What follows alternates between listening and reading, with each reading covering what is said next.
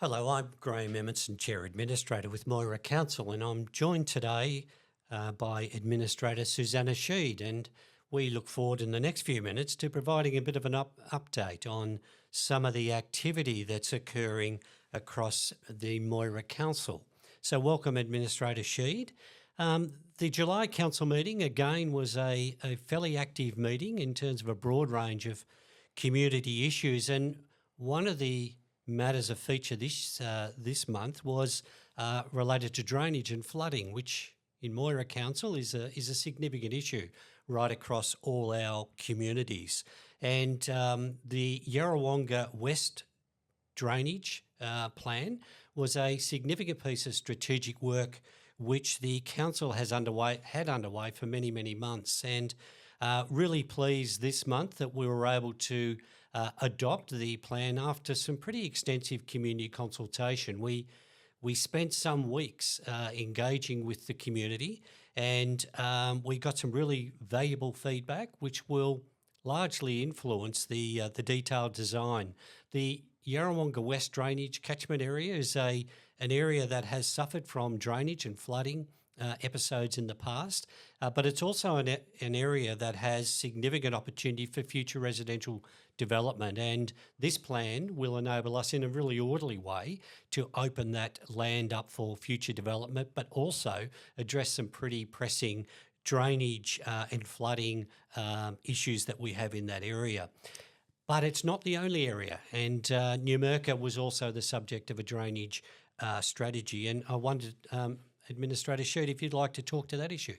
Well, look, I think we all know that we live on floodplains in this region, and lots of rivers, lots of creeks, and we are subject to flooding and drainage problems. And so with a proposed redevelopment or a residential allotment plan being looked at, there was a need to put together a real strategy for that northeast part of Numurkah. And so the work has been done. There's a very substantial document that was in our papers at our last meeting that describes what this will look like, and it really concentrates on the area between Wattle Drive, Kinnards Road, the 66 Irrigation Channel and Maple Crescent, and it considers the flow and how that will be dealt with while this sort of development goes ahead.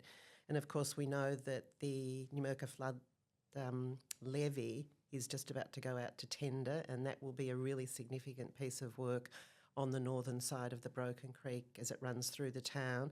And this, together with the levy, all forms part of what we have to look at when we're looking at future planning for our towns. And they're all growing, and there's a need for more housing, and this particular area, when it is opened up, could have up to 450 residential allotments on it. So that's pretty significant, and really sees major development in the town going up into that northern area. So at the moment, this is a plan that is going out for consultation, and I was recently attending the consultation that took place in the supper room at the Civic Centre in Numurkah on the flood levy, and it was just terrific to see so many people come through, look at the maps, hear from the officers, get things explained to them and understand what that's going to look like. So I'd be really encouraging people to hop into this one too when it's open to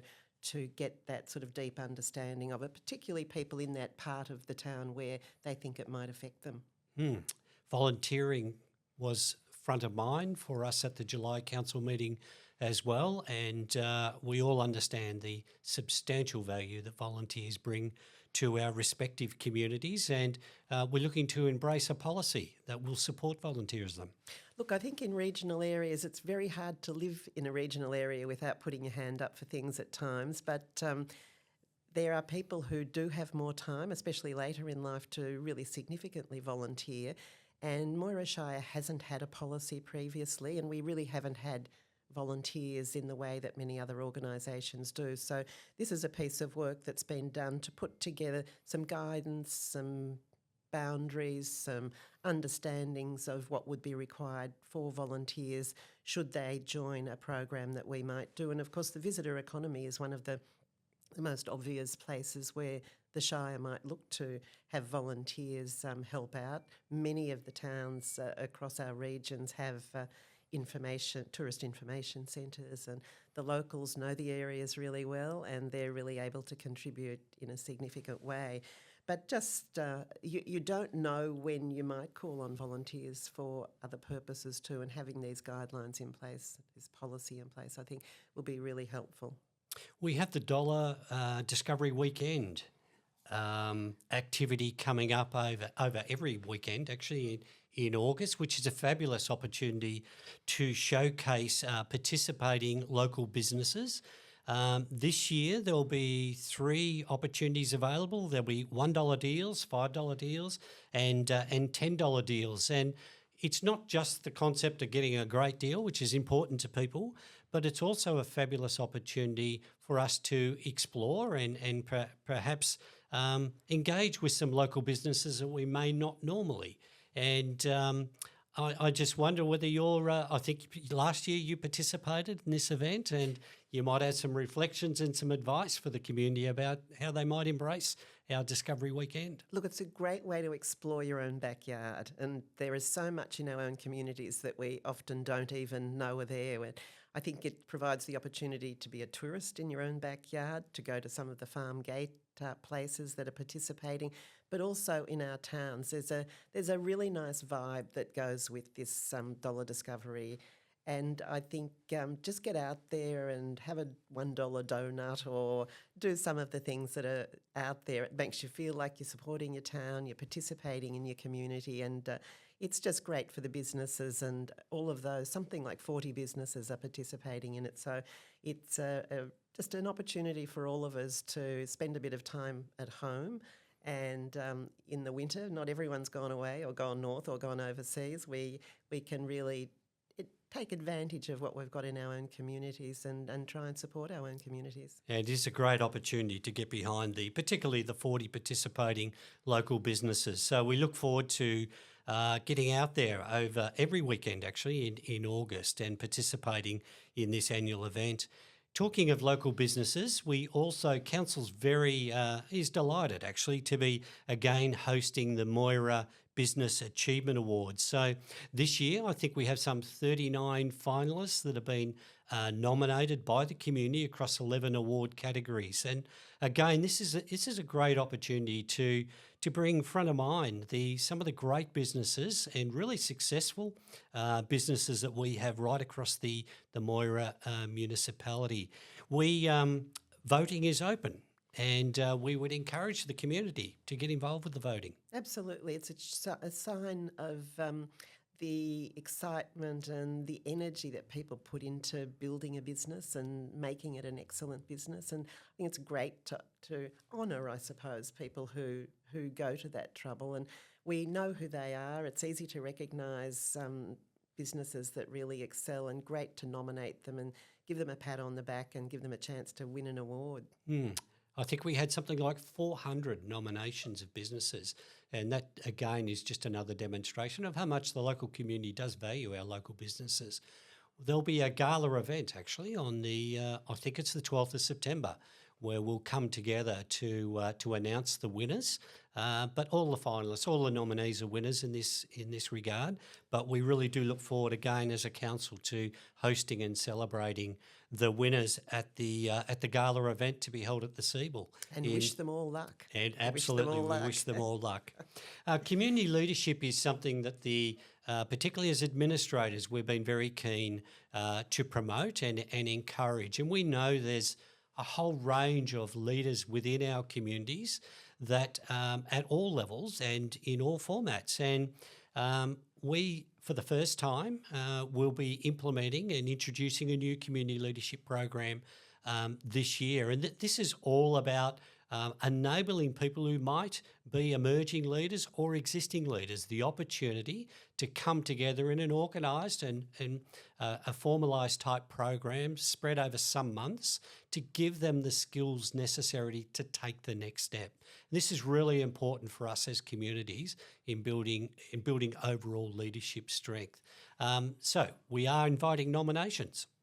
We are, and look, one of the other things that being part of a leadership program does is really helps you network and get to know your own region and community, and that can be one of the most valuable things of all. But you'd also hope that it builds confidence, because often there are people in the community who have great ideas, who have aspirations, but feel like maybe they're not the ones to do it, and yet they are. And very often, if they can be tapped on the shoulder, if they can join a community leadership program such as this, they'll be given some of the skills and direction that they need to actually stand up. And look, it might start out with your kindergarten committee, your school council, any number of organisations, even local government. So there are many opportunities for people to become involved as leaders, and it is a step-by-step process. It's a journey, and you need to start by learning some skills, and we're really hoping that we'll get a good uptake in our local community of people who'll take advantage of what's on offer and develop their own skills. Council is strongly advocating across a number of very key community issues at the moment. We've recently adopted an advocacy plan so that we're very deliberate and have a concerted effort across, I think, 7 key advocacy themes. But one that I know is very dear to your heart is some of the advocacy we've been doing around the potential negative social and economic impacts associated with the open market water buybacks. And you've been very active in this space, and I wonder, can you share some of the activities and some of the things that are coming up?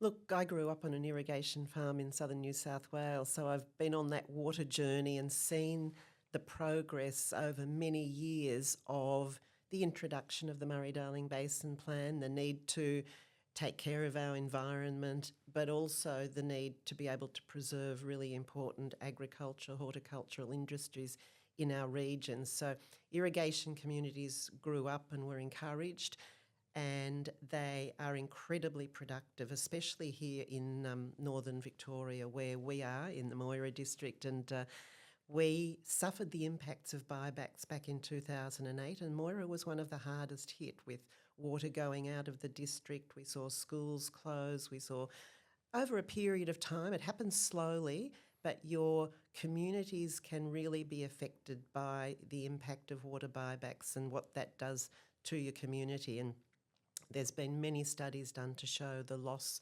of jobs ultimately in agriculture and horticulture, and also then often in towns as things contract, in a sense. So we don't want to see that happen again. And with the recent legislation that the federal government has passed to come back into our districts to buy water, they're advertising for it now, we're very afraid that we'll see the same pattern occur. So we're continuing to fight. We may not be able to stop the buybacks directly, but there are ways of doing it better. And the Victorian government, in its prospectus, has set out some plans and has proposals to put to the federal government to do first. And really, why wouldn't you try everything else to recover water for the environment before you started taking away water from communities that is just so much the backbone of the operations of our community.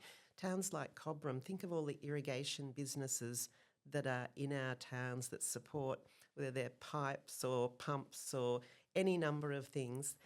All of these towns are here to support our agricultural and horticultural industry and the dairy industry. So we feel very passionate, and I certainly do too, about advocating as strongly as we can to cause the least damage in our communities as we go through this process of trying to recover more water for the environment. Gender-based violence is a really significant national issue in Australia, and the Moira community is not immune from the trauma and the impacts associated with family and gender-based violence.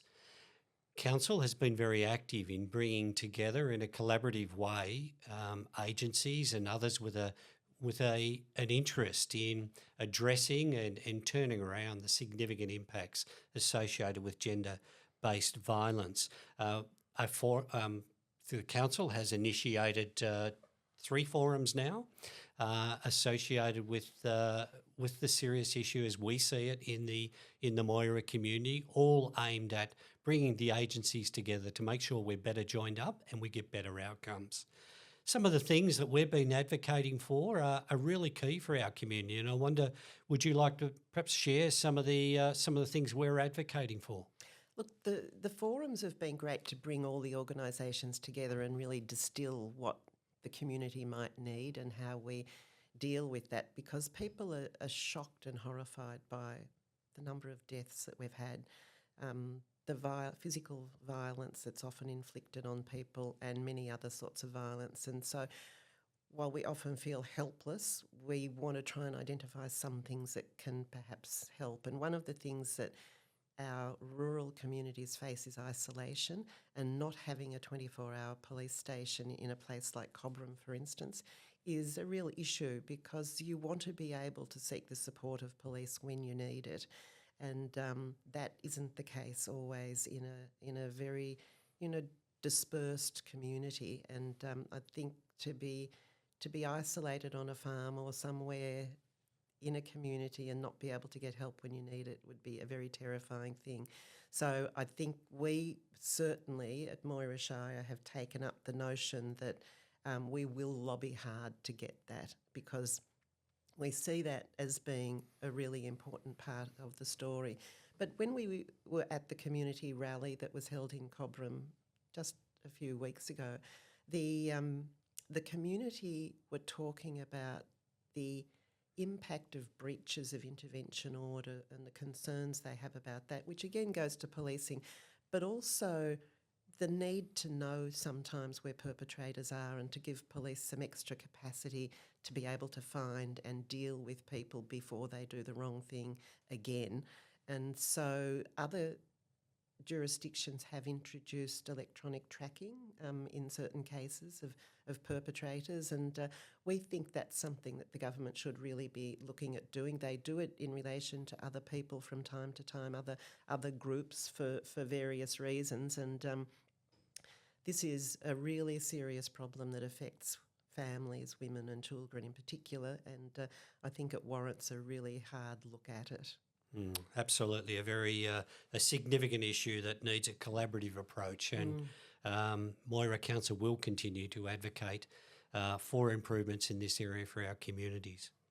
Thank you, Administrator Sheed, for joining me today for a bit of an update on some of the activities happening at Moira Council, and we look forward to bringing further updates down the track. There's always a lot happening across our vibrant communities, and Council plays an important role in that, and we look forward to bringing our communities up to speed from time to time. Thanks, Graeme.